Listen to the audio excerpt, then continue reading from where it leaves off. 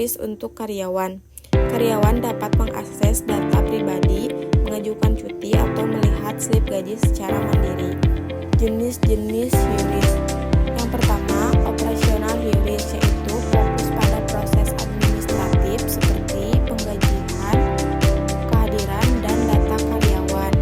Yang kedua, yaitu tactical HEURIS, mendukung pengambilan keputusan taktis seperti rekrutmen dan pelatihan. Yang ketiga, yaitu strategi HEURIS, membantu perencanaan strategi seperti manajemen suksesi dan perencanaan tenaga kerja.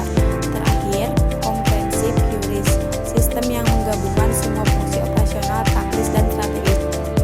Adapun keuntungan HEURIS, yang pertama yaitu menghemat waktu dan biaya. Proses yang sebelumnya memakan waktu kini dapat dilakukan lebih cepat dan otomatis.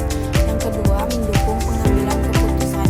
Dengan analitik berbasis data, manajemen dapat mengambil keputusan yang lebih tepat. Yang ketiga, meningkatkan kepuasan karyawan.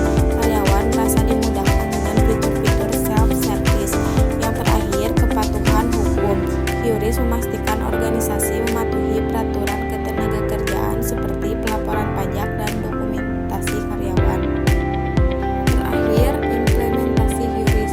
Langkah-langkah implementasi HEURIS antara lain: yang pertama, analisis kebutuhan, identifikasi kebutuhan organisasi terkait manajemen SDM.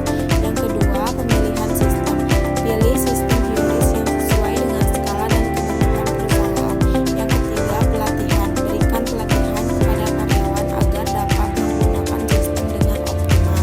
Yang keempat, pengujian, lakukan uji coba sistem sebelum penerapan penuh.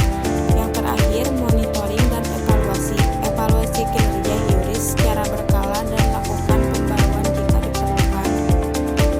Mungkin cukup sekian dari saya. Wassalamualaikum warahmatullahi wabarakatuh.